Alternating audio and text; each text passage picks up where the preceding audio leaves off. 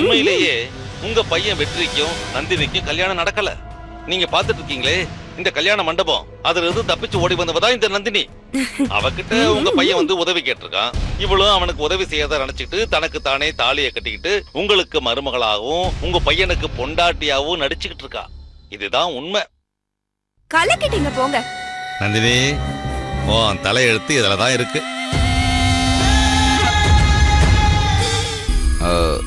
வேணும்னா ஒண்ணு செய்யலாம்ப்பா, பேப்பர்ல விளம்பரம் கொடுக்கலாம்ப்பா. மாமா, அதுக்கு அவசியமே இல்ல. என்கிட்ட சக்தி வேலோட நம்பர் இருக்கு.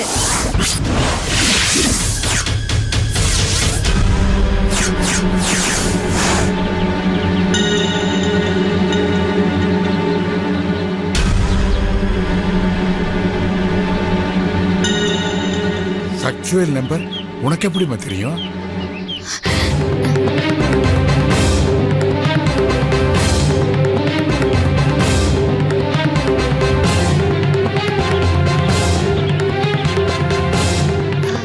அது வந்து மாமா, அது கதிர் தான் மாமா சொன்னா.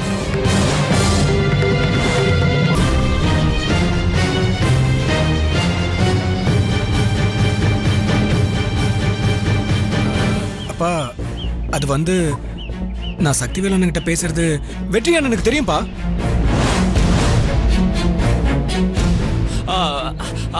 அப்பா, கதிர் சக்திவேல் கிட்ட பேசுற விஷயம் எனக்கு இப்பதான்ப்பா தெரியும். ஆனா கதிர் தான்ப்பா தொடர்ந்து 12 வருஷமா சக்திவேல் கிட்ட பேசிட்டு இருக்கான்ப்பா.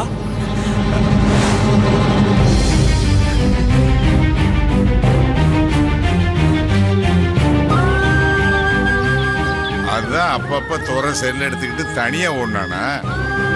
ஏன்டா அது என்கிட்ட போய் மறைச்ச? இல்லப்பா, நான் அவர்கிட்ட பேசுறது உங்களுக்கு தெரிஞ்சா நீங்க கோவப்படுவீங்கன்னு தான் நான் யாருக்கிட்டையும் சொல்லலப்பா.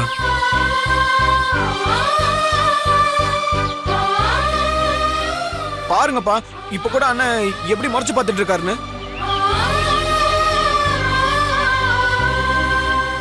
நீ சக்திவேல் கிட்ட பேசுறது இத்தனை வருஷமா எங்களுக்கு தெரியலையேடா. ஆனா இப்ப நம்ம வீட்டுக்கு வந்த லட்சுமி அதை கண்டுபிடிச்சிட்டா. லட்சுமி, நீயாவது இந்த விஷயத்தை என்கிட்ட சொல்லிருக்கலாம் இல்லையா? ஏமா நீ சொல்லல? மாமா, நான் சக்தி வேலை நேர்ல பார்த்து பேசிட்டு அப்புறம் நேரம் பார்த்து உங்ககிட்ட சொல்லலான்னு இருந்தேன். ஏமா, அவன் தான் இந்த ஊர்லயே இல்லையே, அவனை எப்பமா நீ பார்த்த? மாமா, உங்க கல்யாணத்துக்கு அவர் வந்திருந்தாரு.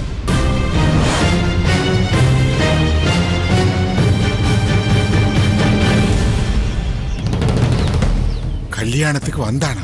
என்ன சொன்ன? ஏன் கல்யாணத்துக்கு வந்திருந்தானா? என்னமா சொல்ற? நான் அவனை பார்க்கவே இல்லையே. நானும் பார்க்கல மாமா. ஆனா அத்தை அவரை பார்த்திருக்காங்க. அதனால மண்டபத்துல வீல் சேர்ல இருந்து எழுந்து சத்தம் போட்டிருக்காங்க.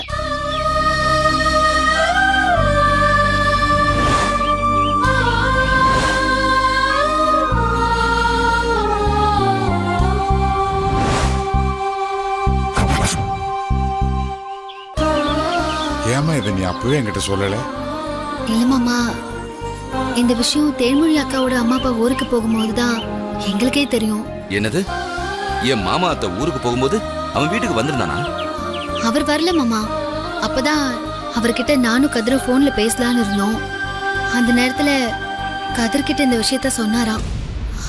நானும் அவர்கிட்ட பேசலான்னு பார்த்தப்போ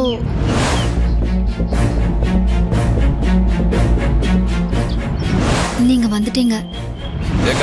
சக்திவேல் கிட்ட பேசுறது தெரிஞ்சா நீங்க சத்தம் போடுவீங்கன்னு தான் செல்ல ஒளிச்சு வைக்க ட்ரை பண்ணா கிணத்துல விழுந்துருச்சு. அதுக்கப்புறம் அவர் நம்பர் கிடைக்கவே இல்லை. அவர் கல்யாணத்துக்கு வந்திருந்தப்போ அனுஷ்கான்னு ஒரு பொண்ணோட வந்தாரு மாமா. பொண்ணா? அவகிட்ட பேசிதான் நம்ம சக்திவேலோட நம்பரை வாங்கணும். என்னமா சொல்ற? வீட்டுக்கு தெரியாம அந்த ராஸ்கல் கல்யாணம் பண்ணிட்டானா? இல்ல. யார் அந்த பொண்ணு? பாத்தியா வள்ளியம்மா, நம்ம கிட்ட கூட சொல்லாம உன் செல்ல பையன் ஒரு கல்யாணத்தை பண்ணிட்டானா? மாமா, இல்ல மாமா, நீங்க நினைக்கிற மாதிரி சக்திவேல் அந்த பொண்ணை கல்யாணம் எல்லாம் பண்ணல. அவரோட ஃப்ரெண்டு துணைக்கு கூட்டிட்டு வந்திருக்காரு மாமா. அப்படியாமா? இப்போவாது சக்திவேலுக்கு போன் பண்ணி உடனே அவனை வீட்டுக்கு வர சொல்லுமா. இத்தனை வருஷமா அவன் நினைப்பு இல்லாம இருந்துச்சு. இப்ப என்னமோ இப்ப அவனை பத்தி பேச ஆரம்பிச்சோன்ன எப்போ அவன் நினைப்பாவே இருக்குமா. சரிங்க மாமா, பண்றோம். அவனுக்கு போன் பண்ணுமா.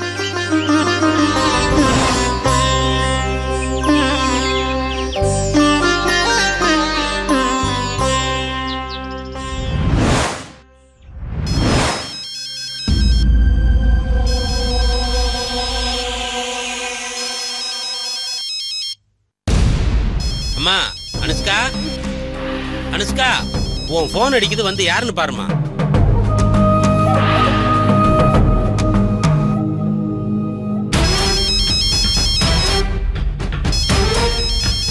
அனுஷ்கா, அனுஷ்கா, எங்க போனா இவ?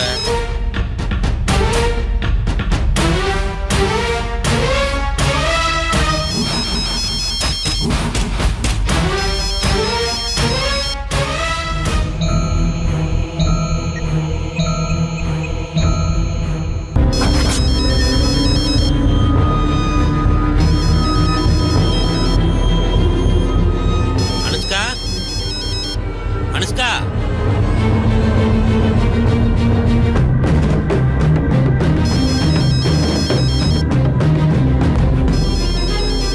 தம்பி, இந்த போன் அடிச்சிட்டு இருக்கு அனுஷ்காவுது. அவ எங்க போனான்னு தெரியல, கொஞ்சம் போன் அட்டெண்ட் பண்ணு. ஓகே சார், நீங்க சாப்பிடுங்க.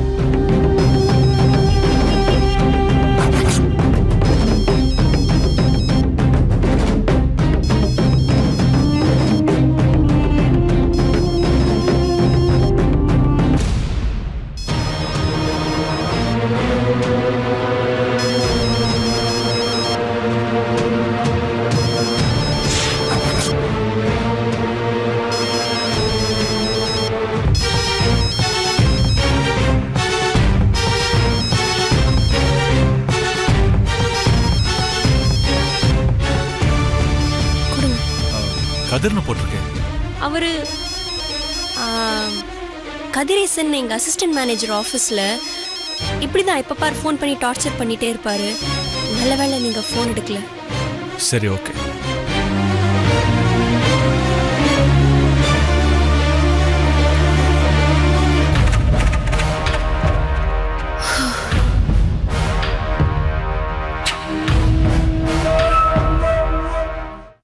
என்னம்மா, என்னாச்சு? இல்ல மாமா, பெல் அடிச்சிட்டு இருக்கு, போன் எடுக்க மாட்டாங்க.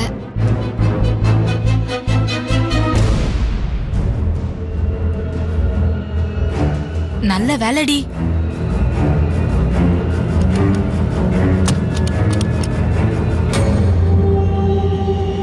அந்த போனை மட்டும் சக்தி அட்டெண்ட் பண்ணிருந்தாருன்னு வெச்சுக்கோ, நம்ம பிளான் எல்லாம் வேஸ்ட் ஆயிருக்கும்.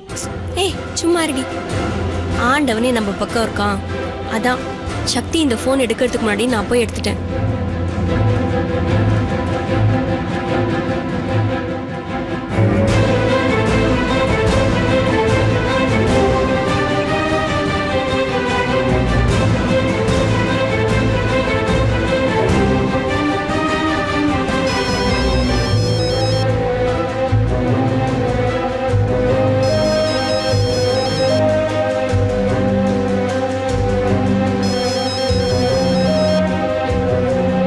கதிர் தாண்டி போன் பண்றான், பேசு.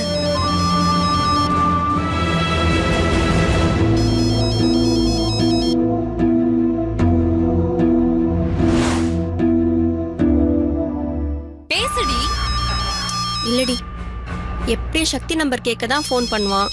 அட்டெண்ட் பண்ணா நம்பர் கொடுக்கணும். ஏதாவது வெளியில இருந்தாலாவது டிராஃபிக்ல இருக்கேன் அது இதுன்னு சமாளிக்கலாம். இல்ல, அந்த லைப்ரரியனை பத்தி விசாரிச்சு சொன்னாலும் சொல்லலாம்ல. ஆமால, பேசுடி. அங்க ஒர்க் பண்றது நந்தினி இல்லன்னு மட்டும் தெரிஞ்சது, உடனே சக்தி நம்பர் கொடுத்துடுறேன்.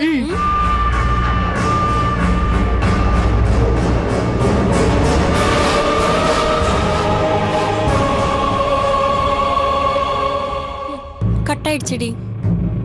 சரி, அப்ப நீ ட்ரை பண்ண.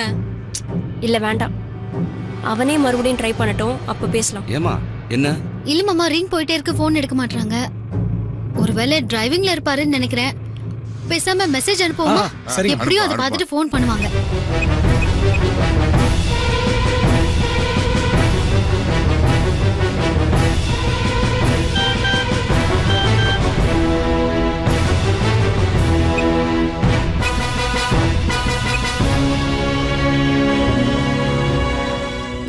செய்து இந்த நம்பருக்கு கால் செய்யவும்.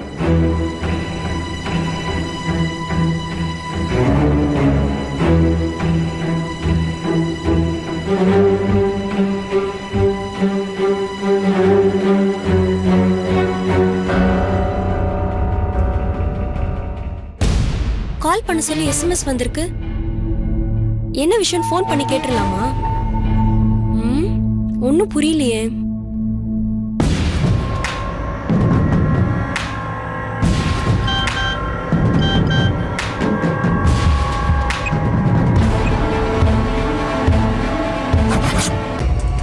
இங்க மொத்த குடும்பமும் சக்தி வேலை பார்க்க ஆர்வமா இருக்கும்.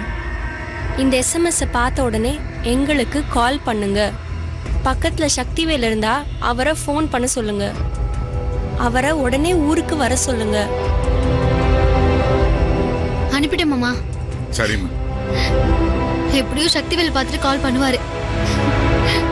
பாத்தியாடி, சக்தியை பார்க்க மொத்த குடும்பமும் ஆர்வமா இருக்காங்களாம். இது சொன்னா சக்தி என்ன பண்ணுவாரு? உடனே ஊருக்கு கிளம்பி போயிடுவாரு. சரி, இப்ப என்ன தாண்டி பண்ண போற? நமக்கு நேரம் நல்லா இருக்கிறதுனால தான் எஸ்எம்எஸ் வந்திருக்கு. இப்போ ஃபோன் பண்ணா வீண் பிரச்சனை தான் வரும். ஸோ நம்ம சேஃப்டிக்கு ஃபோனை ஸ்விட்ச் ஆஃப் பண்ணிடலாம். இப்ப எதுக்கு நீ போனை ஸ்விட்ச் ஆஃப் பண்ற? நம்ம சேஃப்டி நம்மளுக்கு முக்கியம் இல்லடி, அதுக்கு தான் ஃபோனை ஸ்விட்ச் ஆஃப் பண்ணிட்டேன். அப்புறம் என்ன? அப்புறம் கதிருக்கு ஃபோன் பண்ணி என்ன விஷயம், நந்தினி அங்க இருக்காளா இல்லையா எல்லாம் கேட்டுக்கலாம். நீ ஏன்டி இவ்வளவு டென்ஷன் ஆற? Cool down. ஐயோ, என்னமோ போடி.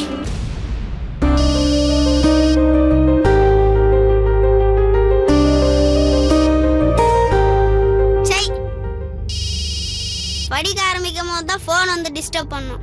அம்மா, போன் வருது, யாருன்னு பாருங்க. அது உங்க அப்பா போன் தாண்டா, எடுத்து பேச சொல்லு. அப்பா, உங்க போன் தான் அடிக்குது, வந்து எடுத்து பேசுங்க.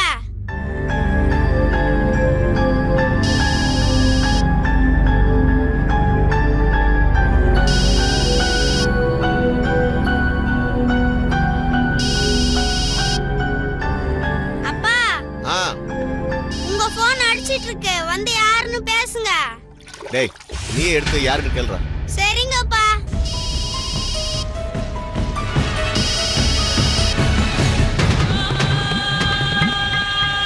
ஹலோ, நான் தானா? யாரு? சந்தன கட்டையா? அடிச்சிருப்பாரு. இனிமேல் இப்படி போன் பண்ண துவச்சு காய போட்டுருவோம், ஜாக்கிரதை.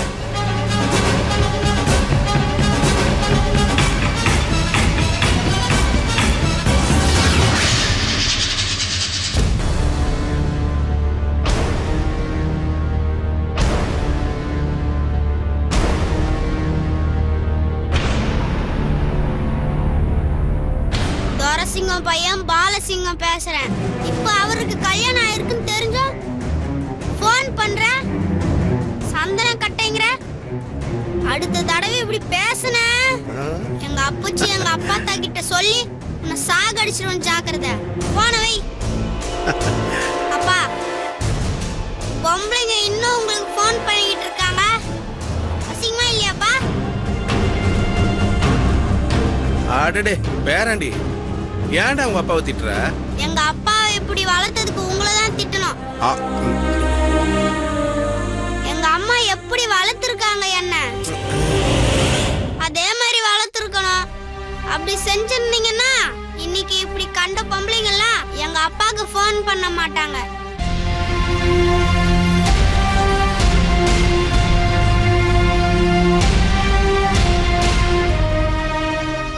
சாரிடா, தெரியாம தப்பு பண்ணிட்டேன். சாரி ஆகுது, பூரி ஆகுது.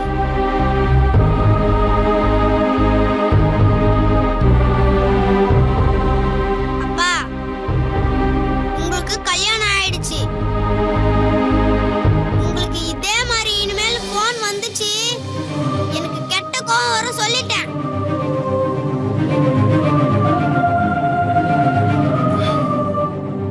சாரிடா, இனிமே இந்த மாதிரி தப்பெல்லாம் பண்ண மாட்டேன்.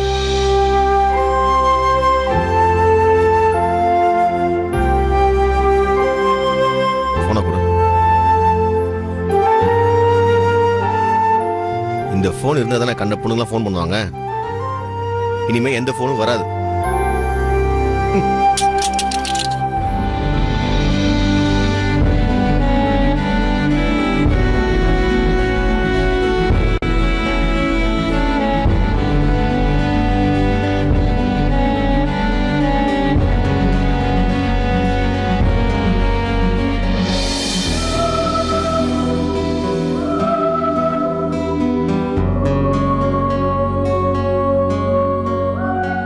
திருந்துட்டேன்டா. இனிமே நல்லவனா வாழ போறேன். Good bye.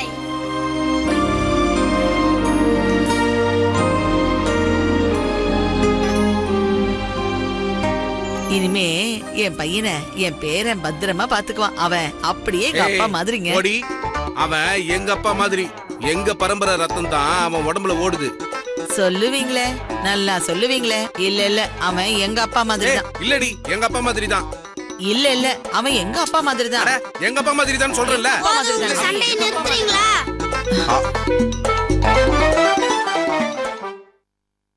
நான் எங்க அப்பா மாதிரி.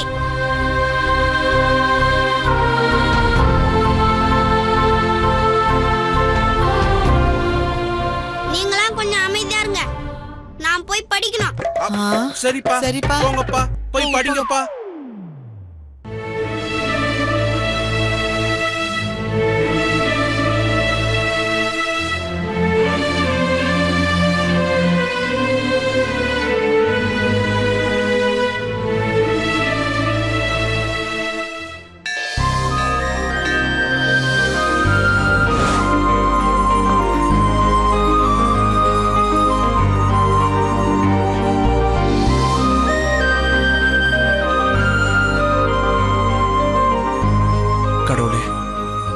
நந்தினிக்கு எவ்வளவு நல்ல மனசு இருந்தா நானும் லக்ஷ்மி ஒன்னா சேரணும்னு என்கிட்ட சொல்லாம கூட லக்ஷ்மியோட கல்யாணத்தை போய் நிறுத்திருப்பா. இவ மனசு மாதிரியே அவளோட வாழ்க்கையும் நல்லா இருக்கணும். நந்தினியோட ஆசைப்படியே எனக்கும் ரவுடி லக்ஷ்மிக்கும் கல்யாணத்தை நீதான் நடத்தி வைக்கணும்.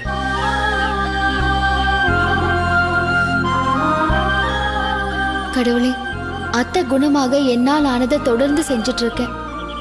என்னதான் மருந்து மாத்திரை கொடுத்தாலும் உன்னோட அருள் இருந்தாதான் அவங்க சீக்கிரமே குணமாவாங்க.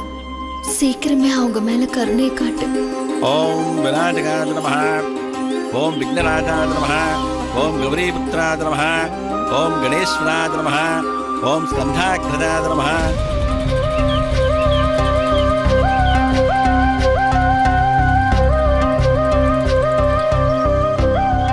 ஓம் அப்ஜஜாய நமஹ, ஓம் பூதாய நமஹ, ஓம் தக்ஷாய நமஹ, ஓம் அத்தக்ஷாய நமஹ.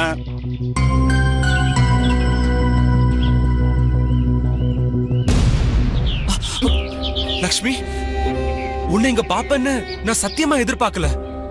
இப்பதான் உன்னை பத்தி நினைச்சேன். அதுக்குள்ள நீயே வந்துட்ட.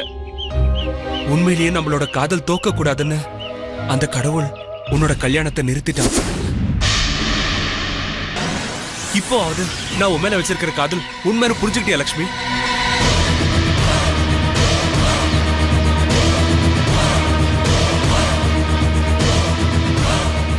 என்ன புரிஞ்சுக்கிட்டியா?